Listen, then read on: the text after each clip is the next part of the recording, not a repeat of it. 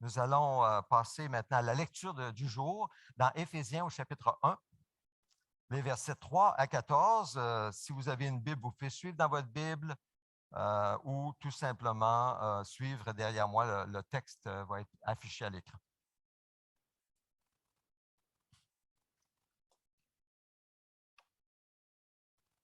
Alors, comme nous faisons à l'habitude, je vous invite ceux qui veulent se lever.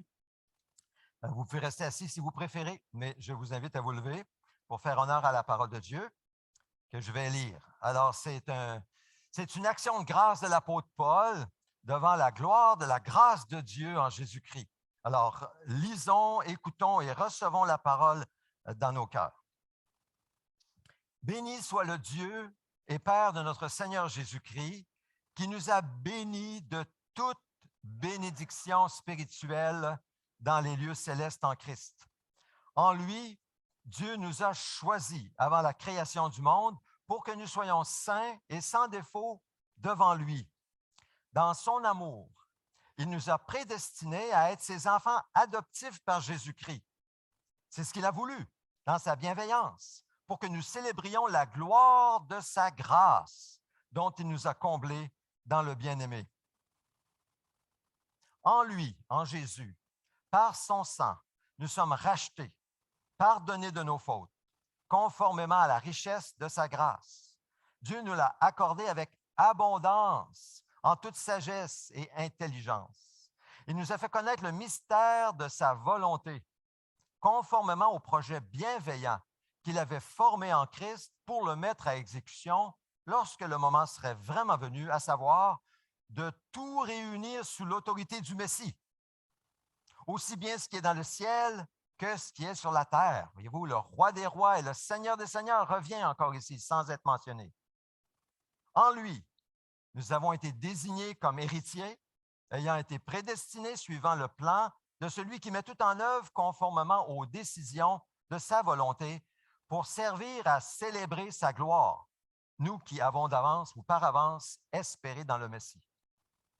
En lui, dernière diapositive, vous aussi, après avoir entendu la parole de la vérité, l'Évangile qui vous sauve, en lui vous avez cru et vous avez été marqués de l'empreinte du Saint-Esprit qui avait été promis. Il est le gage de notre héritage, en attendant la libération de ceux que Dieu s'est acquis pour célébrer sa gloire. Amen. Quel texte! Nous allons célébrer la gloire de la grâce de Dieu pour l'éternité. Vous pouvez vous asseoir. Ah non, j'ai un autre texte encore. je me suis trompé. Ah non, c'est correct. Qu'est-ce que ça dit la prochaine? Ah, c'est bon, vous pouvez vous asseoir.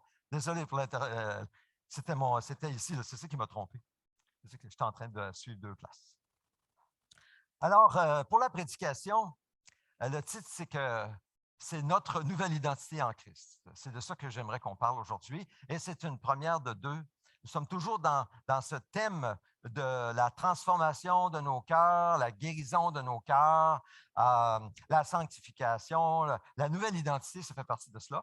Donc, j'aimerais parler de cela aujourd'hui. J'aimerais souligner 6 vérités concernant notre nouvelle identité. Et la semaine prochaine, en souligner 4 autres.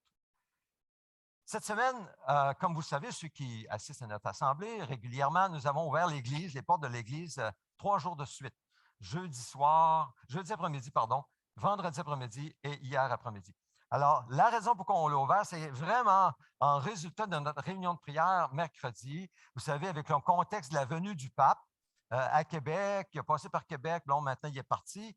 Là, on s'est dit, bon, pourquoi ne pas ouvrir les portes de l'Église? Peut-être qu'on va rencontrer des gens qui vont, tu sais, un peu comme être réveillés un peu par l'idée du pape. Tout le monde parle du pape, donc avec le pape vient la religion, etc. On va ouvrir les portes de l'Église, on verra qui le Seigneur enverra. Alors, on a prié mercredi soir de tout notre cœur que le Seigneur produise un réveil à Québec, touche les cœurs, attire des gens vers lui, et bon, s'il le veut bien, par nos portes. Alors, extraordinaire. C'était extraordinaire. On a eu plusieurs visites, mais ce qui m'a surtout touché, c'est qu'à chaque jour, j'ai eu une conversation vraiment à salut.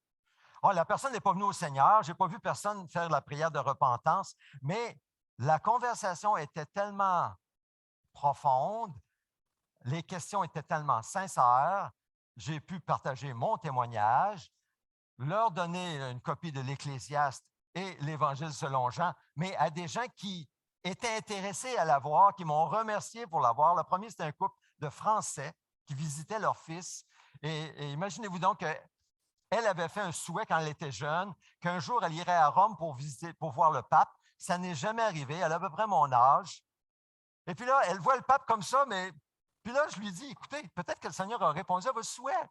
Parce que c'était un peu ce type de contact qu'on avait. Puis, alors, je l'ai invité. Un autre, le lendemain, j'ouvre la porte. En ouvrant la porte, il y a une dame, une jeune dame qui est là, une dame chinoise. Et puis, en même temps, vient un pasteur sud-coréen qui, lui, cherchait un endroit pour garer sa voiture. C'est un pasteur, commence à parler avec lui, il témoigne avec elle, je témoigne avec elle. Elle était toute contente, elle est venue apporter prendre des photos. C'était 3 fois des relations significatives que nous avons eues en réponse à la prière. Vous savez, j'en ai fait des visites ici. J'ai eu des occasions où on avait 100 personnes qui ont visité le bâtiment. Mais c'était toujours des genres de visites, genre un peu comme on visite un musée. Mais quand tu visites une musée, c'est bien intéressant. C'est bien, j'explique les vitraux, mais ça n'aboutissait généralement pas à des conversations comme j'ai eues cette semaine. Alors, continuons à prier. Continuons à prier pour le réveil des gens de Québec. Vous savez, Dieu est à l'œuvre dans la vie des gens. Il attire, comme il vous a attiré, à Jésus pour vous sauver.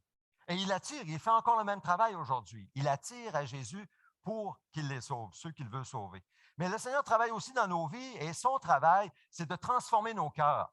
Comme on a vu il y a 2 semaines, l'Esprit de Dieu en nous, si nous l'avons reçu, lutte avec nous pour transformer notre vie en passant de l'image du premier homme, Adam, à la nouvelle image du second Adam, Jésus lui-même, le Fils de Dieu, l'image parfaite de Dieu. Alors, on a vu il y a 2 semaines, avec une petite récapitulation, si tu veux changer la diapositive, s'il vous plaît, c'est que Dieu il habite en nous par son esprit, c'est déjà quelque chose, et il lutte avec nous. Mais la grande question, c'est ce que Jésus a l'intention de faire, c'est-à-dire, nous comportons-nous aujourd'hui, durant la vie de tous les jours, selon la vieille image de nous-mêmes ou selon la nouvelle image créée par l'Esprit? La grande question, c'est ça. Où est-ce qu'on regarde? Des yeux de nos cœurs, est-ce qu'on se regarde et on regarde notre passé qu'on ne peut pas changer? Ou bien est-ce que nous regardons à Jésus pour regarder à l'avenir que nous ne pouvons pas changer non plus, mais que Dieu crée avec nous, que Dieu ouvre dans nos vies? La question est là. Où sont nos yeux? La semaine dernière, nous avons vu que Jésus a vraiment l'intention de nous transformer si nous marchons selon l'Esprit et non selon la chair. Et nous avons vu que sa mission sur la terre, comme sa mission dans nos vies, c'est de nous donner une bonne nouvelle, nous les pauvres, envoyés pour guérir ceux qui ont le cœur brisé, nous qui avons des cœurs brisés par le passé, le péché, proclamer aux prisonniers la délivrance et aux aveugles le recouvrement de la vue, et pour renvoyer libres les opprimés. C'est ça la mission de Jésus. Il est venu pour ça, pour proclamer une année de grâce du Seigneur. On a résumé ça comme étant les grâces de Dieu, les faveurs de Dieu dans nos vies. C'est pour ça que Jésus est venu. Il est venu pour ouvrir les faveurs de Dieu dans nos vies. Mais pour que nous les obtenions, lui qui s'est engagé à 100% envers nous en mourant sur la croix, nous devons aussi nous engager envers lui à 100%. Nous devons aussi lui donner tout notre cœur. Pas juste 80%, pas juste le dimanche, pas juste un petit peu le matin, puis après ça, on fait notre journée à notre... Non, nous nous donnons à Jésus à 100% parce que lui, il s'est déjà donné à nous à 100%. Notre guérison intérieure dépend du 100% de Dieu et de notre 100% à nous aussi, de confiance pour le Seigneur. Alors, comment ça se fait? J'ai une image un peu comme si à chaque matin, toi, nous devons un peu comme monter sur la table d'opération et de nous remettre entre les mains du grand chirurgien divin de nos vies, en disant, Seigneur, fais ton œuvre dans ma vie. Fais ton œuvre, par ta parole, par ton esprit. Je m'expose à toi, je te fais confiance. Il est digne de confiance, n'est-ce pas? Il est digne de confiance. Il nous l'a prouvé par son amour en se donnant à la croix pour nous. Donc, on a vu aussi que notre guérison véritable, pas juste en théorie, mais vraiment notre guérison, notre libération, vient de la transmission de la vie de Jésus en nous. Elle nous est communiquée par la foi comme un don du souverain maître de nos vies. La guérison vient de là. Ce n'est pas nous qui nous améliorons, nous qui faisons des efforts pour vivre en chrétien. Non, ce n'est pas ça. Ce n'est pas comme ça qu'on va être libre, on va goûter la paix, la joie. Non, c'est quand Jésus vient vivre sa vie en nous, vient créer et développer en nous la nouvelle nature, le nouveau moi, le nouveau Claude Noël que vous voulez connaître, mais vous ne voulez pas connaître le vieux. Je vous en signe un papier. Moi-même, je ne veux même plus le connaître. Il a été enterré, encore d'un genre, il a été enterré. C'est fini, il est mort. On ne le déterrera pas. Vous ne voulez pas non plus le déterrer, mais c'est le nouveau moi, le nouveau Claude Noël en Jésus-Christ que vous voulez connaître. Bon, alors ça, c'est ce qu'on a vu la semaine dernière. Aujourd'hui, nous allons plus loin un peu, nous allons creuser, nous allons considérer les divers aspects, merci beaucoup Fidèle, les divers aspects de cette nouvelle vie que Jésus crée en nous et développe. Ce n'est pas un conte de fées, c'est une réalité spirituelle. Mais nous devons à 100% vivre selon l'esprit et non selon notre ancienne nature, notre chair. Ça, c'est notre part. Alors, tel qu'il est écrit, nous devons laisser la nouvelle nature se développer en nous et ça commence par nos pensées. Et c'est pour ça qu'il est écrit, frères et sœurs, portez vos pensées sur tout ce qui est vrai, tout ce qui est honorable, tout ce qui est juste, tout ce qui est pur, tout ce qui est digne d'être aimé, tout ce qui mérite l'approbation, ce qui est synonyme de qualité morale et ce qui est digne de louange. Prions. Seigneur, sans toi, sans ton 100% par ton esprit dans nos vies, nous ne pouvons pas être transformés, nous ne pouvons pas changer une miette de nos cœurs. Alors, Seigneur, viens à notre aide. Parle à nos cœurs et donne-nous la grâce, lorsque nous entendons ta voix, de ne pas endurcir notre cœur, mais de nous tourner par la foi vers toi en obéissant à ce que tu nous dis. Nous demandons au nom de Jésus. Amen. Dans ce texte, avez-vous remarqué que nous avons une part à jouer? Et quelle est cette part? Quelle est notre part dans ce texte? C'est de porter nos pensées. On parle de nos pensées sur toute la liste de qualités qui sont là. Ça, c'est notre part. Dieu ne le fera pas pour nous. C'est nous qui devons le faire. Mais si nous le faisons, nous pouvons être sûrs et certains que Dieu, lui, fera sa part et lui nous transformera. C'est par la foi que nous avançons. Nous lui faisons confiance. Ce que Dieu dit de nous dans sa parole est inébranlable. Tantôt, on a chanté « Dieu inébranlable ». Sa parole est aussi inébranlable, c'est un roc. On peut se fier sur cette parole. C'est vrai. On peut mettre notre foi sur cette parole et nous devrions le faire pour être transformés à son image de plus en plus. On est dans un monde d'incertitude, de fragilité. On le voit partout. C'est vraiment répandu. Et c'est bon de nous rappeler, nous qui sommes en Christ, qui nous sommes dans cette nouvelle nature en Christ. Ça nous apporte beaucoup de réconfort de se rappeler de ce que nous allons voir aujourd'hui. La paix, la sérénité. Quand le monde tremble autour de nous, vous savez quoi? Les chrétiens ne doivent pas trembler. Non, pourquoi? Parce qu'on n'est pas sur le même roc qu'eux. Eux, ils sont sur le sable des circonstances. Mais nous, nous sommes sur le roc de la parole de Dieu, sur le roc de Dieu lui-même. Donc, nous devons être solides et apporter de l'assurance à ceux qui sont angoissés aujourd'hui. C'est notre part. Mais comment le ferons-nous si nous ne sommes pas sur le roc?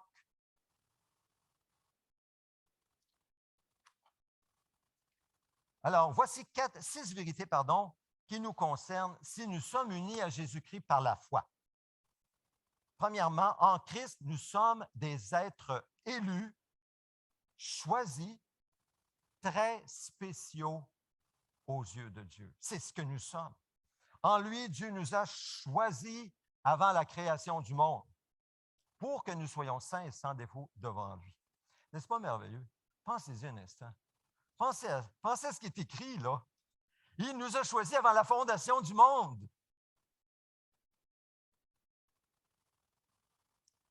Avant que la terre ne soit formée, Dieu t'avait choisi. Il savait à quoi ressemblerait ta vie. Il savait quel genre de personne tu serais. Il savait, il t'a choisi par pure grâce et miséricorde pour que tu sois son témoin tel que tu es maintenant, en Christ. Nous pouvons peut-être, ici-bas, nous sentir rejetés ou méprisés ou peut-être négligés, mais le roi de l'univers, lui, il nous a choisis pour que nous soyons à lui. Nous lui appartenons, j'ose le dire, comme son bien le plus précieux. Il a donné son Fils en échange de nous. Ça veut dire que nous sommes son bien le plus précieux que les étoiles, que le soleil, que quoi que ce soit que vous voulez. L'apôtre Pierre dit, vous êtes un peuple choisi, des prêtres royaux, une nation sainte, un peuple racheté, afin de proclamer les louanges.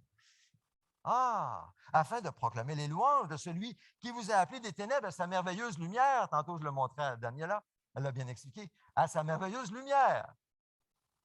Louons Dieu. Oui, vraiment. Et remercions-le de tout cœur pour tant de grâce déversées envers nous.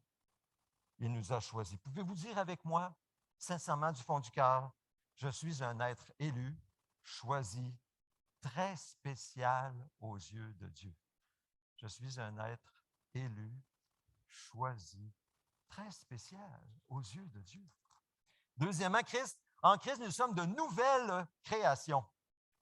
On vous a enseigné à vous débarrasser du vieil homme qui correspond à votre ancienne manière de vivre et se détruit sous l'effet de ses désirs trompeurs.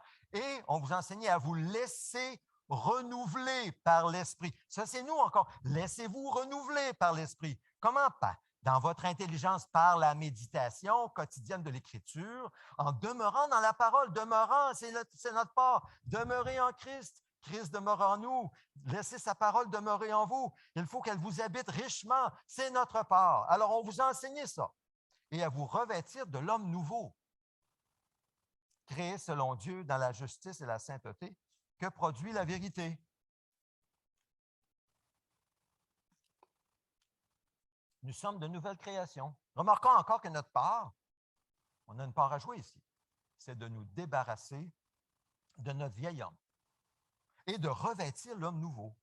Comment? Par le moyen de la foi. Dieu ne le fera pas pour nous, mais par le moyen de la foi, en regardant à Jésus pour nous en donner la force, le désir à tous les jours. Vous n'avez pas le désir de lire la Bible? Demandez au Seigneur le désir. Tout simplement, demandez au Seigneur. Tournons-nous toujours vers le Seigneur. Vous avez entendu parler de Church Renewal? Vous savez, ces petits groupes qui vont reprendre en septembre? Eh bien, ces petits groupes de Church Renewal, c'est l'idée du renouvellement de notre relation avec Dieu qui veut appliquer ce texte. Ça nous aide tout simplement à ce que ce texte soit vécu dans nos vies. C'est pour ça que c'est ce groupe de Church Renewal. C'est tout ça, le renouveau de l'Église. C'est ça, là. C'est le but, c'est ça. Afin que ce soit actuel dans nos vies. Que ce ne soit plus notre ancien moi qui est toujours en train de prendre le dessus, mais non, que ce soit l'homme nouveau qui toujours se développe de plus en plus dans la joie et l'amour.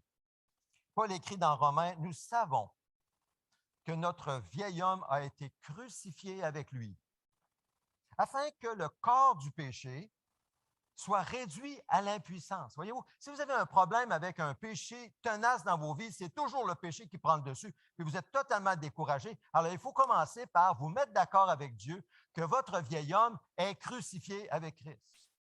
Ça commence là. Mettez-vous d'accord avec Dieu que vous êtes un avec Christ à la croix et que vous êtes mort à vous-même, mort au péché, mort au monde, mort. Mort, ça veut dire mort. Ça commence là. Ensuite vient que le corps du péché soit réduit à l'impuissance, donc il ne sera plus puissant. l'Esprit de Dieu en vous vous donne la force, le désir et le faire. Puis vous avez de plus en plus la victoire sur le péché.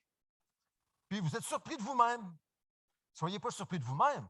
Soyez surpris peut-être que Dieu vous accorde la grâce de son esprit pour vous en donner la force. Ça ne vient pas de vous-même. Donc, on n'est pas orgueilleux. On ne peut pas se dire, « Ah, moi, je suis capable d'avoir la victoire sur le péché dans ma vie. » Non, je ne suis pas capable. On a beaucoup d'exemples bibliques. Prenez garde. Si jamais vous pensez être capable d'avoir la victoire sur un péché, prenez garde. Parce que David est tombé. Le roi David, le chantre de l'Éternel, est tombé plusieurs fois. Moi, je ne suis pas capable. Mais l'Esprit de Dieu en moi, en nous, oui, lui est capable. Alors, quand je regarde à lui, quand je compte sur lui, je puis tout par celui qui me fortifie. Je prends un peu le texte hors contexte, mais je suis capable. Ça, on a vu ça, c'est notre nouvelle nature, on est capable. Alors, notre vieil homme a été crucifié, comme je disais tantôt. Marchons donc par l'Esprit. Et ça, c'est notre part. Marchons par l'Esprit pour ne pas accomplir les désirs de notre nature pécheresse, nature charnelle. Levons donc la tête avec reconnaissance et fierté de notre Dieu qui habite en nous et qui nous donne la force, le désir et le faire pour être transformé à son image. Moi, je trouve que c'est une bonne nouvelle. Pas juste, il m'a sauvé, j'ai un ticket pour le ciel, je suis correct. Non, il me transforme pour que je sois de plus en plus comme Jésus. Selon la Bible, le Jésus de la Bible, pas nécessairement le Jésus qu'on a appris quand on était tout petit. Là. Ah non, le Jésus de l'Écriture. Si quelqu'un est en Christ, il est une nouvelle créature. Peut-être que nous nous sentons déprimés ou accablés par notre passé, mais la vérité, c'est qu'en Christ, nous sommes de nouvelles créations, des créations qui n'étaient pas là avant. Nouvelles créations parce qu'ils viennent du ciel, c'est la vie de Dieu, Christ lui-même, en nous, que nous recevons et que nous vivons par la foi, et non par les sentiments. Vivons et marchons selon cette nouvelle nature, car les choses anciennes sont passées. Voici, toutes choses sont devenues nouvelles en Christ. Regardons en avant. Alors, pouvez-vous dire avec moi, je suis une nouvelle création en Christ. Je suis une nouvelle création en Christ.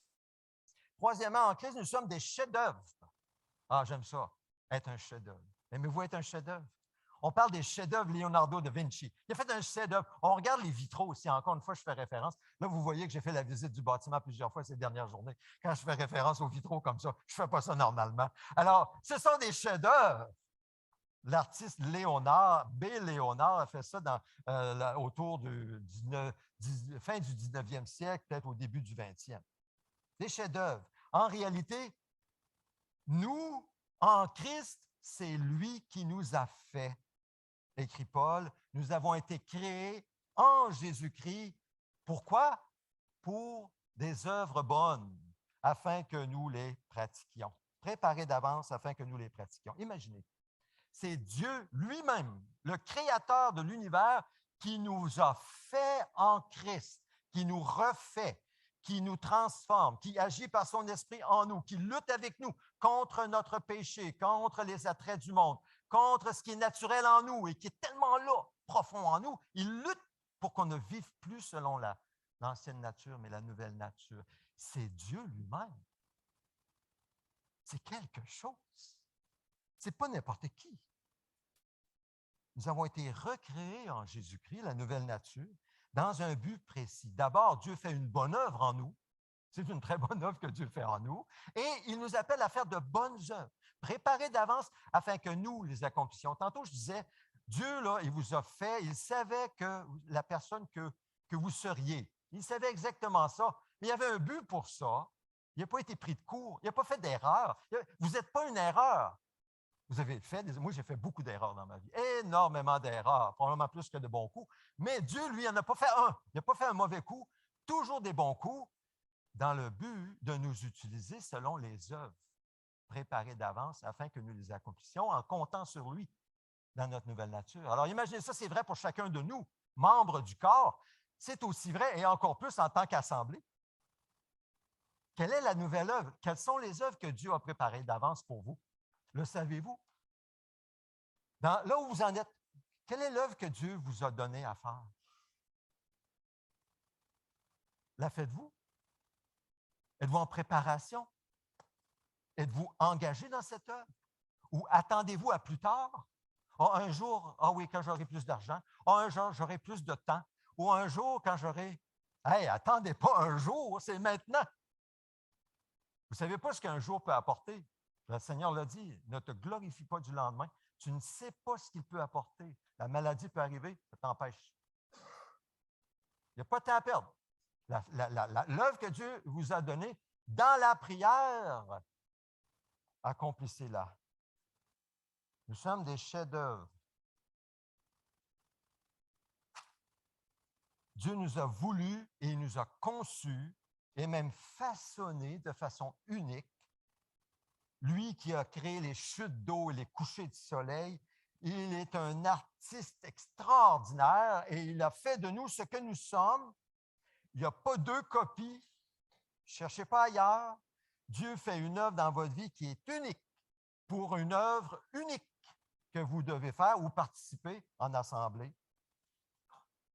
Et il est possible que nous nous sentions plutôt brisés, défectueux ou peut-être incapables dans ce monde. Mais sachons-le, Dieu nous a fabriqués à la main. Moi, j'aime ça quand je vais en voyage. On visite des petites boutiques. Puis j'aime regarder les choses qui sont faites à la main. Moi, je ne veux pas excusez l'expression, made in China quand je vais visiter une boutique d'artisanat. Je ne m'en vais pas là. Si je veux made in China, je vais aller au Dollarama. Mais si je vais dans une boutique d'artisanat, moi, je veux des choses qui sont fabriquées à la main. Souvent, c'est trop cher, mais ce n'est pas grave. Au moins, c'est fabriqué à la main. Nous sommes fabriqués à la main de Dieu. Vous, moi, nous. Il nous fabrique à la main pour un but bien précis, pour des œuvres préparées d'avance. Ne les manquons pas. Ne les manquons pas. Donc, glorifions Dieu dans notre corps et notre esprit. Il est écrit dans les psaumes, c'est David, et nous aimons tellement ce psaume 139 où David dit « C'est toi qui as formé mes reins, qui m'as tissé dans le ventre de ma mère. » Alors là, on parle de la première création.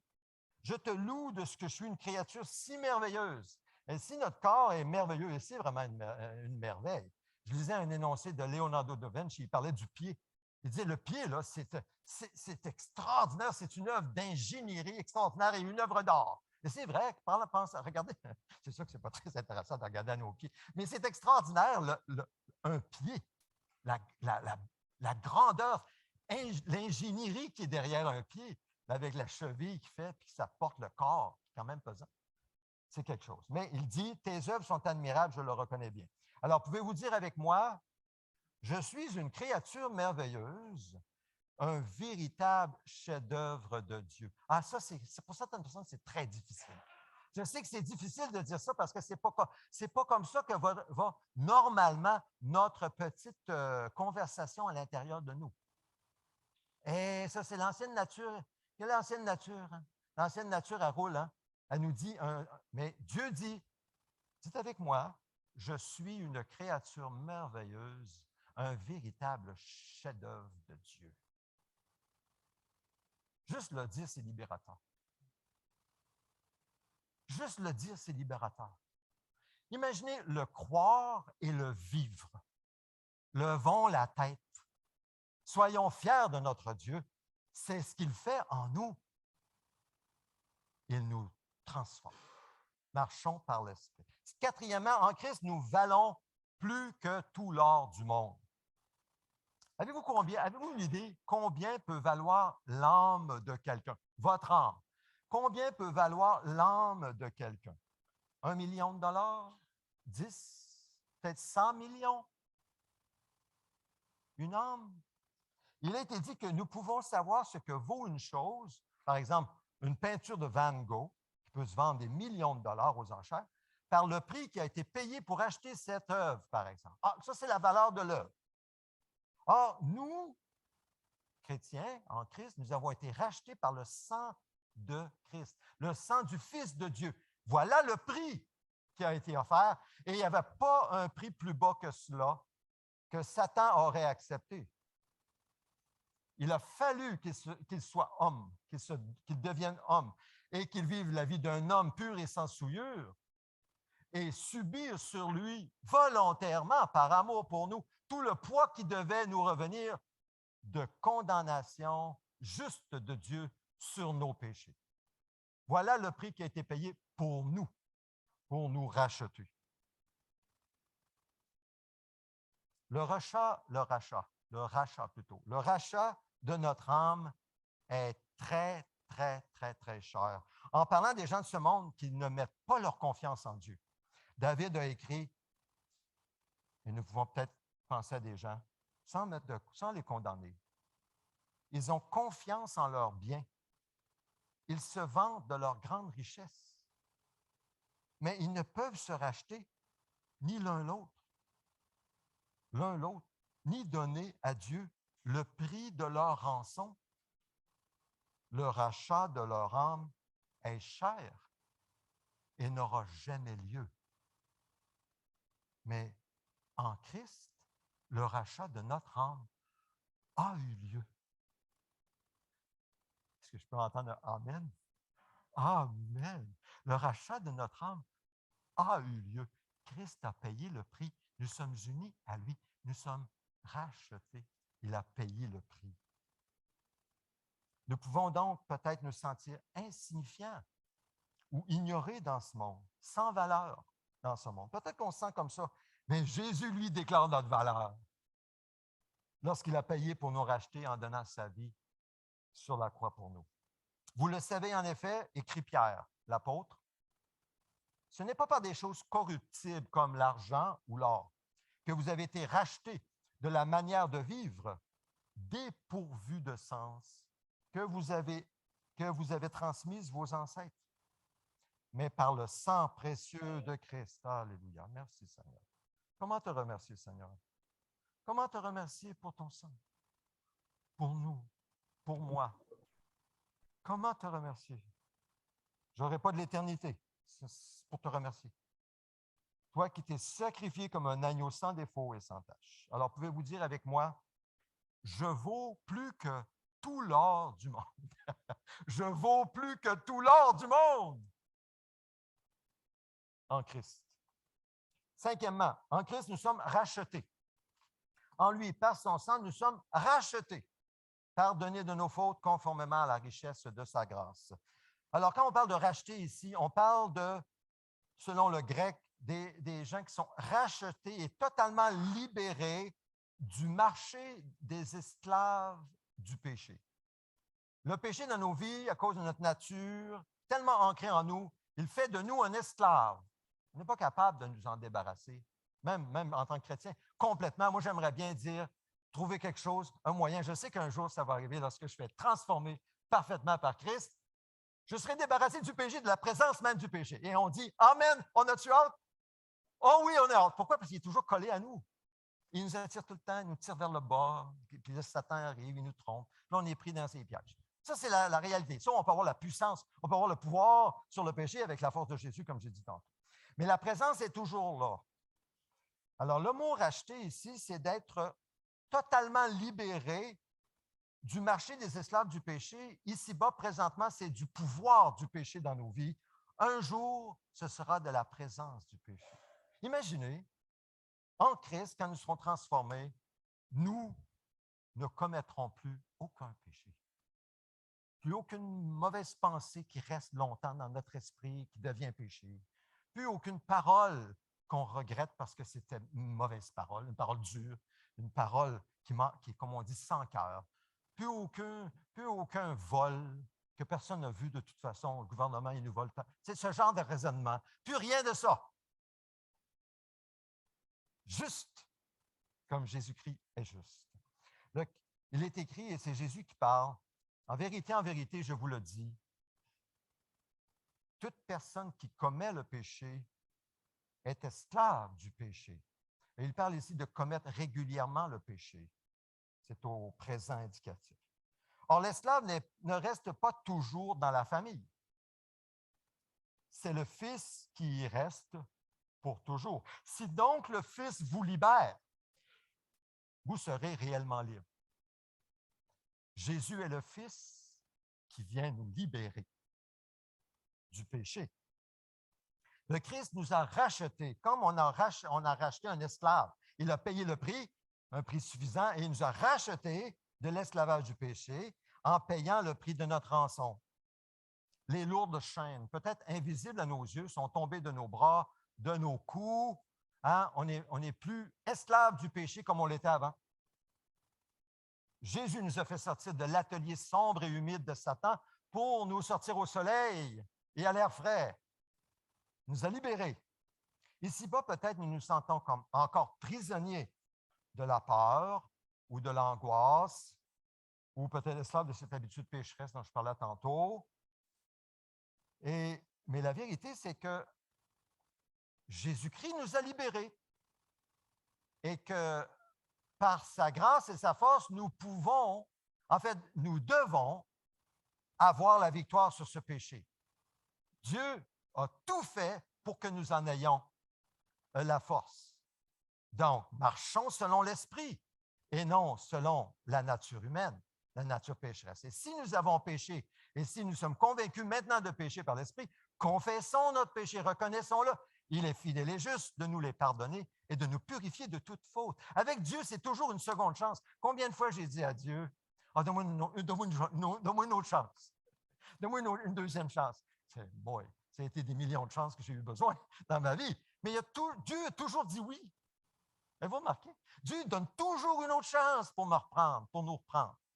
Tout le temps. Ben oui. Parce que Christ nous a rachetés du marché des esclaves du péché. Et il lutte avec nous pour nous libérer par son esprit, afin que nous puissions vivre une vie abondante, la vie qu'il a prévue pour nous ici-bas, par son esprit. Donc peut-être qu'on se sent prisonnier, mais Jésus a dit, si vous demeurez dans ma parole, ça c'est notre part à nous, vous êtes vraiment mes disciples. Demeurons dans la parole de Jésus. Fermons nos oreilles, n'écoutons pas les étrangers. Hein?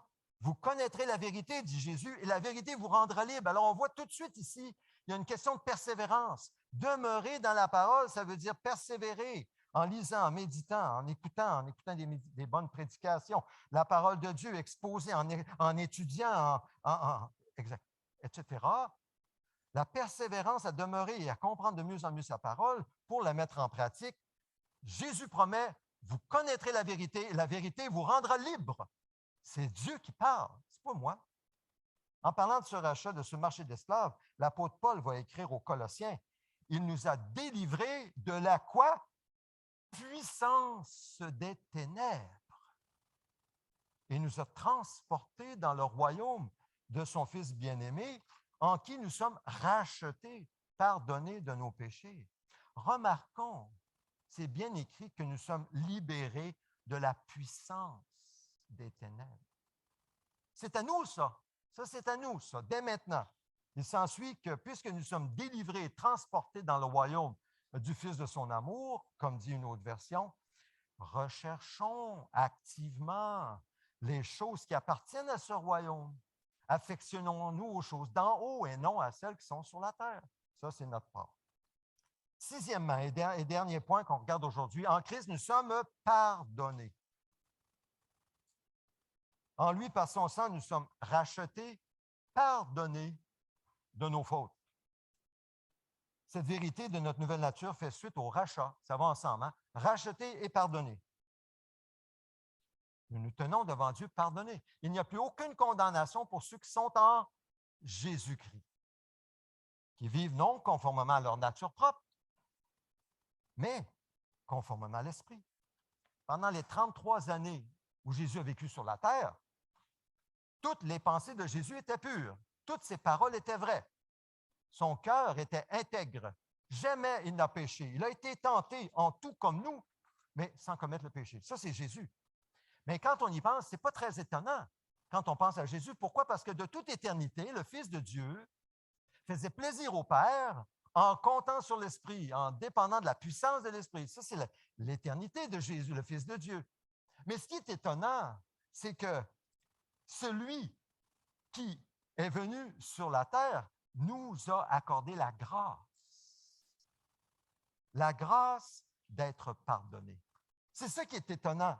C'est que nous, qui ne méritons tellement pas d'être pardonnés à cause de nos fautes, il a choisi de nous pardonner. Il a choisi de faire le chemin de la croix pour porter nos fautes. C'est ça qui est étonnant, parce que nous ne le méritons tellement pas.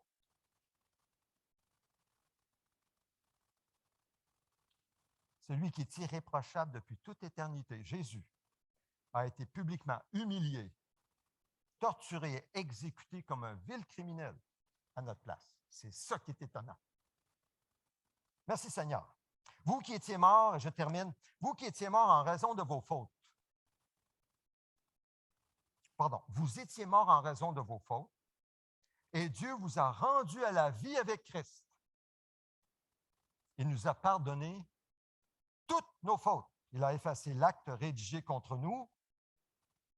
C'est effacé. Il n'y a plus rien qui nous condamne. C'est fini. C'est effacé. Et il l'a annulé en le clouant à la croix. Comme en anglais, on dit « it's over, game over ». C'est fini. Il a ainsi dépouillé les dominations, les autorités et les a données publiquement en spectacle en triomphant d'elles par la croix. Gloire à Jésus. Tant d'amour envers nous. Tant d'amour. Christ a aimé l'Église. Il nous a aimés.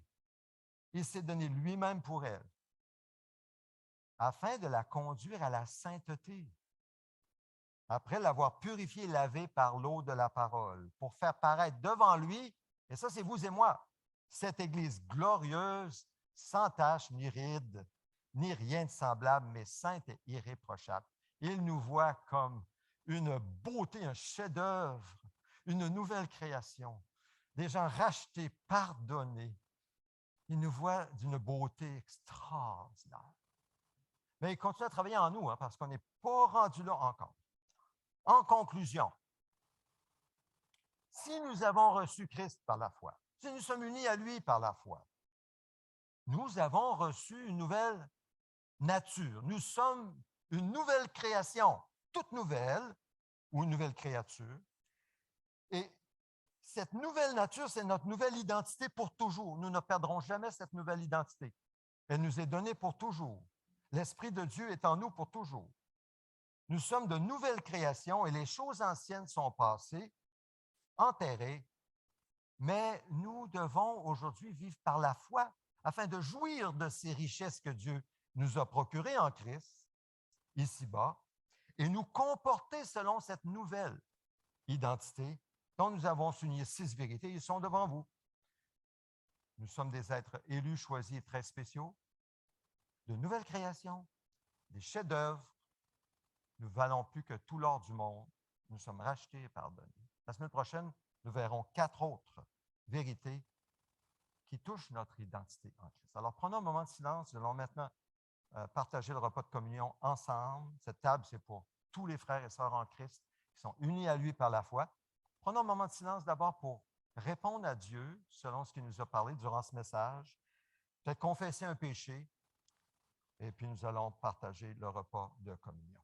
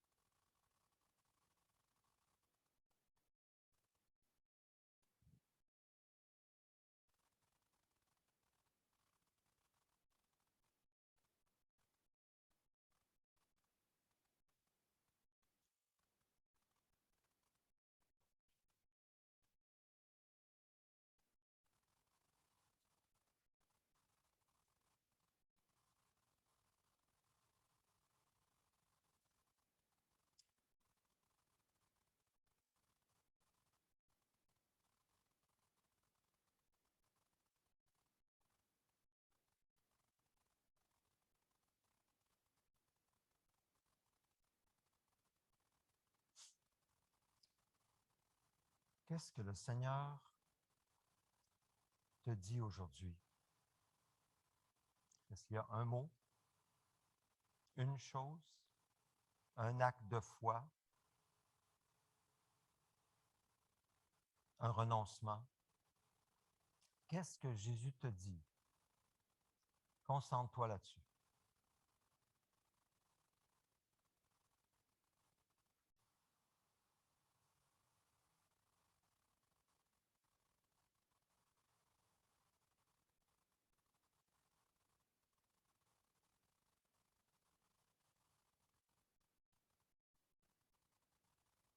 Obéis.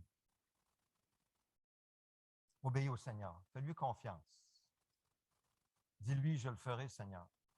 Donne-moi la force. Je compte sur toi. Je dépends de toi.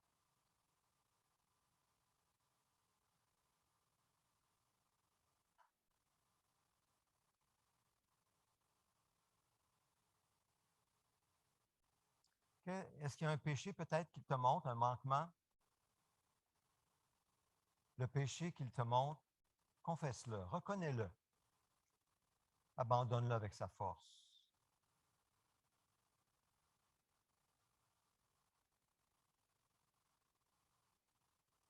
Peut-être qu'il te montre quelqu'un à qui tu dois pardonner. Quelqu'un qui t'a fait mal. Ça te fait encore mal. Dis à Dieu qu'avec sa force, tu vas pardonner à cette personne.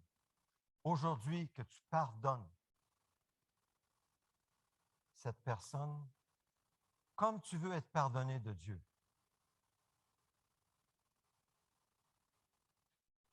Dis-le à Dieu. Et si tu n'en as pas le goût, ni le désir, ni la force, dis à Dieu, Seigneur, donne-moi le goût, le désir et la force de pardonner à cette personne.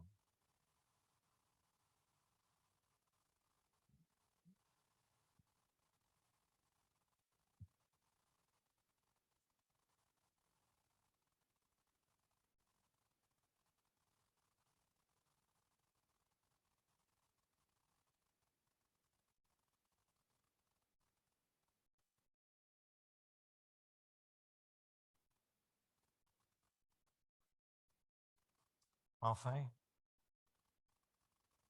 tu as des besoins. Le besoin ou les besoins que le Seigneur souligne dans ton cœur, maintenant, dis-les au Seigneur. Fais connaître tes besoins à Dieu.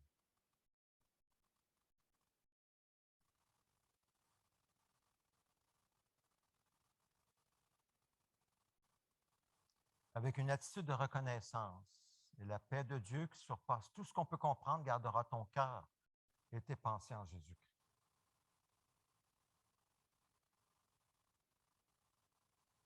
Alors, continuons à garder notre esprit dans le Seigneur et quand vous êtes prêts, venez chercher une coupe avec le pain et le jus et retournez à votre siège. Quand vous êtes prêts, venez chercher votre coupe.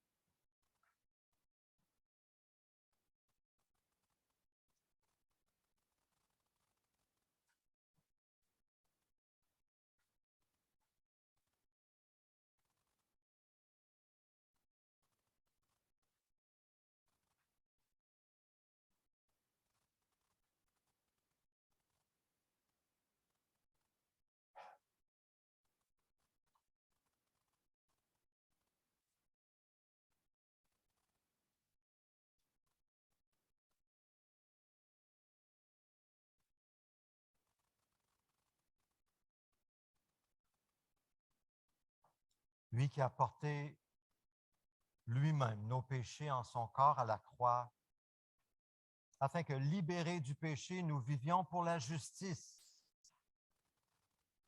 par la foi. C'est par ces blessures que vous avez été guéris. Venons tels que nous sommes, avec nos blessures, à Jésus pour qu'il nous guérisse. Par sa toute-puissance en nous, par son esprit qui est en nous. Je vous invite à soulever la petite pellicule transparente.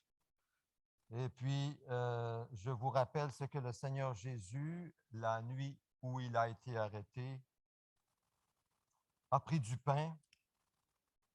Après avoir remercié Dieu, il l'a rompu et a dit, « Prenez, mangez, ceci est mon corps qui est rompu pour vous.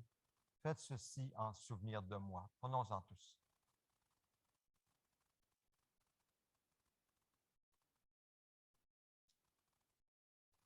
Seigneur Jésus, nous prenons ce pain avec foi, pain qui a été rompu dans tes mains, en disant, ceci est mon corps. Et combien nous avons besoin dans la foi, en esprit, d'être identifiés avec ton corps rompu, crucifié pour nos péchés. Merci d'avoir porté nos péchés et de les avoir enterrés. Ils ne sont plus là. Et merci pour la présence et la puissance de ton esprit en nous, qui sommes déclarés justes et purs devant toi, sanctifiés et même glorifiés. Merci d'habiter en nous. Tu es notre gloire. Christ en nous, l'espérance de la gloire. Seigneur, merci pour l'opération de nos guérisons. Merci de le faire selon ta promesse et aide-nous de notre côté à être fidèles en demeurant en toi et en laissant ta parole demeurer en nous. Au nom de Jésus. Amen. On peut soulever la deuxième petite pellicule pour le jus. Ensuite, Jésus, après le repas, a pris du pain. Pardon, là, il a pris la coupe. Et il a dit, cette coupe est la nouvelle alliance en mon sang. Faites ceci en souvenir de moi toutes les fois que vous en boirez. Prenons-en tous.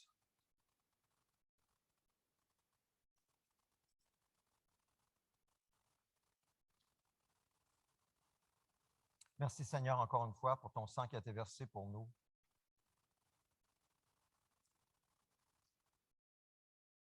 Dans ton sang, c'était ta vie. Ta vie offerte en sacrifice pour nos péchés. Nous te remercions au nom de Jésus. Amen. Prions ensemble, prions. Seigneur, regarde dans nos cœurs, chacun de nos cœurs, tu vois nos besoins. Merci d'entendre nos prières tout à l'heure. Tu as entendu nos prières. Tu es le Dieu infini. Tu entends tout. Et tu réponds en ton temps, fidèlement, par grâce, pour ta gloire. Merci Seigneur. Merci Seigneur. Merci de répondre à nos besoins. Nous prions pour nos frères et sœurs en vacances, en déplacement. Seigneur, nous prions pour un véritable repos, renouvellement, protection s'ils sont sur la route.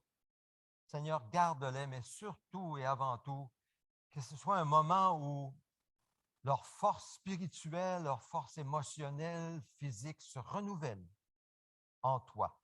Nous prions et te remercions pour la guérison de certaines personnes qui viennent de passer à travers la COVID. On ne les mentionnera pas, mais nous te remercions pour leur guérison, leur rétablissement. Nous prions pour d'autres qui souffrent, comme Francine, pas nécessairement de la COVID, mais peut-être aussi Margarita qui souffre, Thérèse. Merci qu'elle va bien, elle va mieux. Je sais que Margarita aussi va mieux. Nous prions pour Francine et d'autres personnes comme Mélanie qui souffrent dans leur corps et leur cœur. Nous prions pour Roxane, afin que tu continues à te glorifier dans sa vie, que tu sois avec elle et tu répondes à ses prières. Pour Alberto qui cherche un emploi dans son domaine. Pour la famille Palofotaras qui est en deuil. La famille Chami, pour le besoin qu'ils ont, Seigneur Dieu, de tes forces, un renouvellement de leurs forces. Pour Aldaïr qui désire être immigré au Canada. Bref, Seigneur, ce sont en gros les requêtes, mais tu connais les requêtes qui sont ici représentées. Nous te bénissons, nous te louons pour tes provisions dans nos vies, emploi, mais aussi maison. Merci Seigneur. Merci de nous donner la force et la santé de te servir Nous prions à l'avance pour notre frère Pierre qui se dirige vers le Niger dans 1 mois environ. Oh Dieu, fortifie-le et que tu puisses, Seigneur Dieu, le garder, le porter sur tes anges, dans tes bras, quand il va servir nos frères et sœurs là-bas au Niger. Merci Seigneur pour ton œuvre. Nous prions au nom de Jésus. Amen. Je vous invite à vous lever pour la prière du Notre Père ensemble, en pesant les mots, en priant du fond du cœur. Notre Père céleste, que la sainteté de ton nom soit respectée, que ton règne vienne, que ta volonté soit faite sur la terre comme au ciel. Donne-nous aujourd'hui notre pain quotidien. Pardonne-nous nos offenses, comme nous aussi nous pardonnons à ceux qui nous ont offensés. Ne nous expose pas à la tentation, mais délivre-nous du mal et du malin. Car c'est à toi qu'appartiennent dans tous les siècles le règne, la puissance et la gloire. Amen. Restons debout pour la vision. Déclarons notre vision ensemble en tant qu'Église locale. Ô Dieu, nous te désirons de tout notre cœur. Fais de nous une Église interculturelle renouvelée et en santé. Viens, transforme-nous, de sorte que nous devenions des disciples centrés sur Christ, dynamisés par l'Esprit, axés sur la mission et capables de nous multiplier partout. Suivons Jésus avec passion, un pas à la fois. Prions, allons, soutenons. Faisons des disciples de toutes les nations. Faites vous asseoir. Pierre, est-ce que je peux t'inviter à prier pour les offrandes, s'il vous plaît, en remerciant le Seigneur? S'il vous plaît.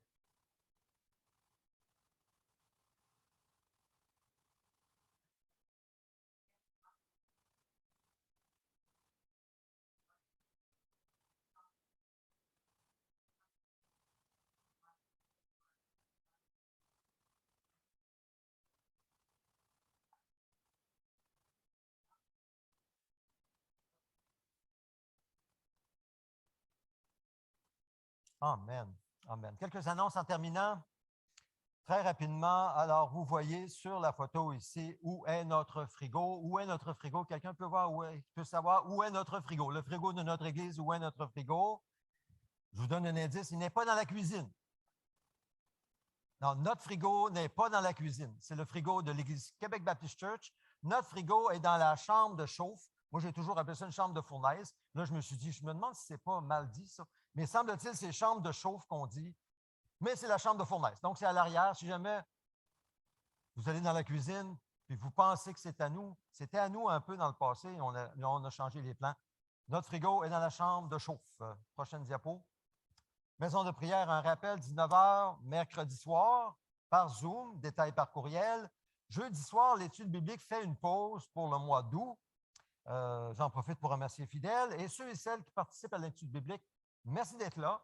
Et je sais que vous avez été bénis, mais au mois d'août, on a décidé de faire une pause.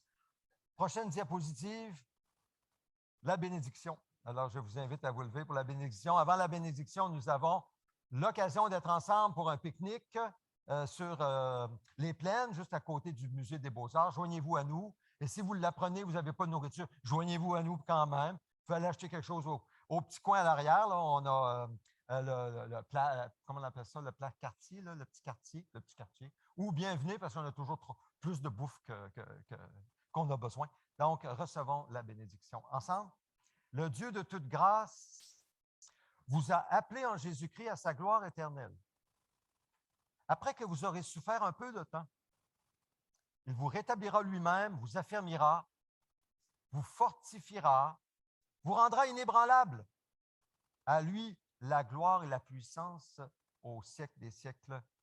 Amen. Le peuple de Dieu dit Amen. Si vous voulez prier à la fin, restez à la fin ici. Je suis disponible. Vous priez les uns avec les autres. Passez une belle journée.